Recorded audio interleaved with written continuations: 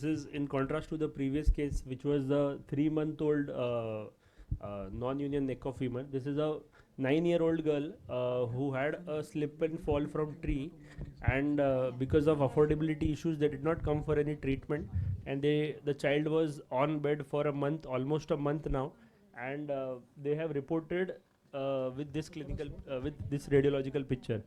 So 9-year-old girl, 1-month-old fracture, no treatment taken till now. So as we have discussed the classification, can anyone classify this fracture according to Delbet and Powell's?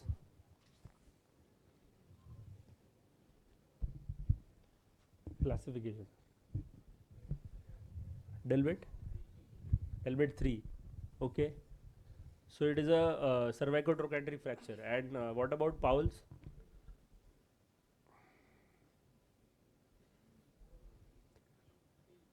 Powell's also 3, yeah. So this is Powell's 3. So we can see in this classification, this is a type 3 Delbet, cervicotrochanteric or basicervical, and almost a type 3 Powell's. So anything you would do differently from what Dr. Rohit Jain did in that case, or would you do something similar? Anyone? Similar. Similar means? We'll do a valgus osteotomy and fibular grafting. Fibular graft is required?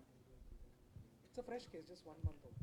No sir, there's no reabsorption, so Yeah, so we'll there is just no resorption. Yeah. No resorption. no resorption, yeah. So we'll do a valgus osteotomy. Anybody for primary fixation only?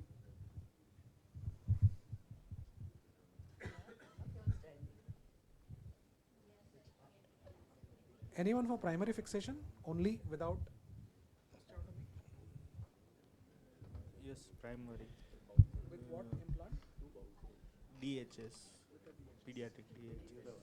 So what is the issue with just doing a primary fixation at times, especially in a Powell 3? Yeah, the shear forces are the ones which can cause, and this is a fracture notoriously known for a non-union. So 1 month old and you want 100% union, you would probably then try and add something to it. So Dr. Deepak, can you go ahead? So like coming back to the case, what all queries come to your mind when you see this 9-year-old child, 1 month old fracture with type 3 Delbet and type 3 Powell's?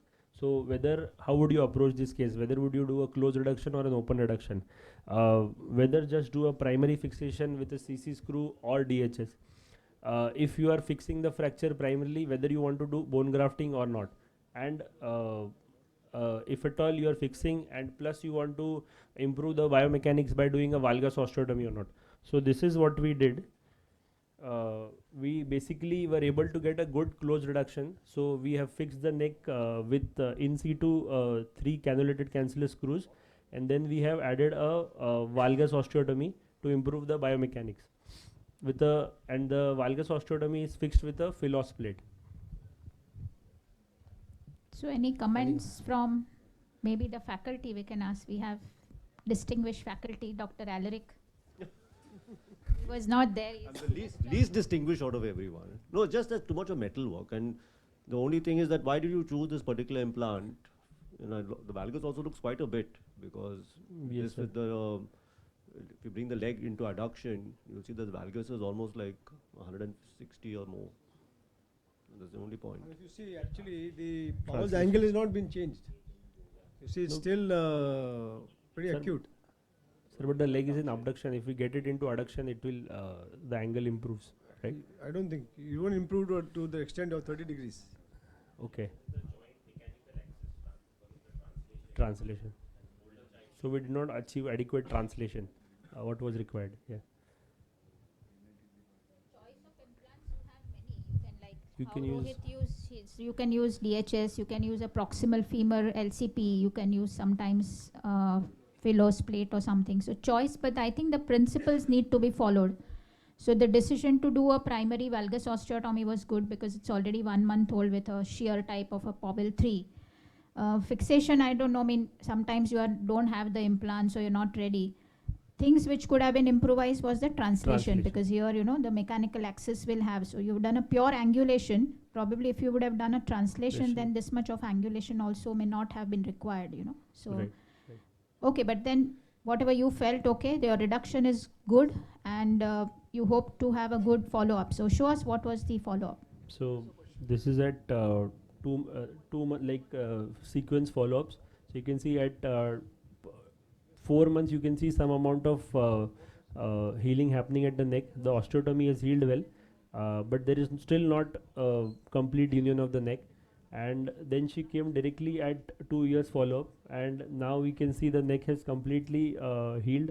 Osteotomy has healed, and the hip does not show any sign of AVN, and she has good range of motion. Okay, so the principles were followed to maximum extent, Maximum probably, extent, and God is great, she's done well. But you have to follow up till maturity. Maturity. All yes. these patients, because she is still 9 years, 9 years and we have to see how it behaves later on. later on. Yeah. Yeah. So you can show some literature on this. So there is a question from the audience here. This is regarding the use of an upper limb implant in lower limb. I think Tushar is the best Tushar, person sir. to take that question, because he's used the Philos extensively in a Extensively. lot of lower limb surgeries in pediatric orthopedics. This case is also operated by Tushar sir only. So I think we are presenting it as a Jugaad implant. So it stemmed out of my traveling to various places, and the specific implants was not available. So I find that in fact the proximal humerus में वो थोड़ा dyspleasure में जा रहा है. People want to use it as nail. So I think Philos works very well between 5 to 15 years for proximal and distal femur. It contours very well, and you can bend it a little, and you can tweak around with the screws, and it works very well. It has worked. However, like what everybody says, you can't automatically translate with the Philos. That's the only disadvantage. And sir, like the sir has been using the Philos for different osteotomies also, distal femur osteotomies, proximal femur osteotomies. We have been using for distal femur trauma and other cases as well. And This proximal part of it has multiple screw Screws, options in so various directions. So that works well for, that is the basic For a advantage. pediatric bone, it gives modularity. modular. At the same time, the profile of the implant is not as much as a lower limb implant. So in a smaller bone, no, in fact, in a pediatric bone with such a profile, it may give you better options for fixations of screw in various directions, which none other pediatric implants will be able to give you. So there is a limited option when it comes to pediatric implants for lower limbs, though we do have locking plates. Despite that, there are certain issues which come with those. With this, the modularity, which it gives, especially for adolescents, is amazing. So you can get away definitely by using this. Otherwise, the biomechanics remain the same, whether it is an upper limb or a lower limb. If you fix it well, it will heal. I can just show the literature for it. So pediatric neck of femur fracture is very rare fractures, less than 1%, and non-union is actually the third most common complication after AVN and premature fascial closure. And the most common cause in developing countries for non-union neck of femur fracture is the delayed presentation. So this is a beautiful article published from Sancheti Institute from Sandeep Patwardhan San on current concepts review talking about non-union in pediatric femoral neck fractures, and they have published the best practices what you can do to avoid if you want to avoid non-union neck of femur fracture.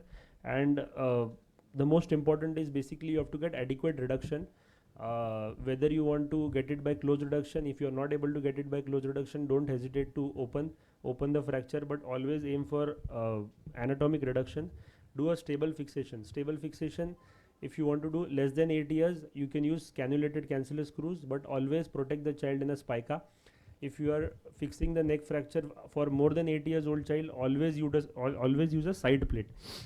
If talking about delayed presentations, if the neck is not resolved, you can get away with fixing the fracture and then improving the biomechanics.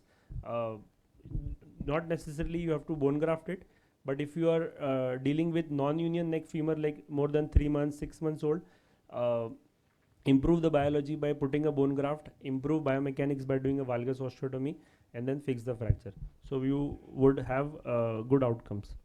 So we have enough literature which talks about efficacy of valgus osteotomy in delayed presentations. Take home message from this is basically valgus osteotomy with or without fibular grafting is an effective surgery for delayed presentations and non-union.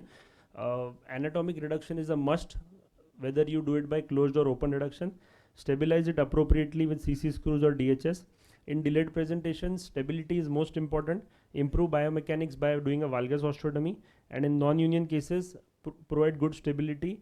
Improve the biomechanics by doing a valgus osteotomy, and plus add on with improving the biology, that is either a fibula graft or a allograft.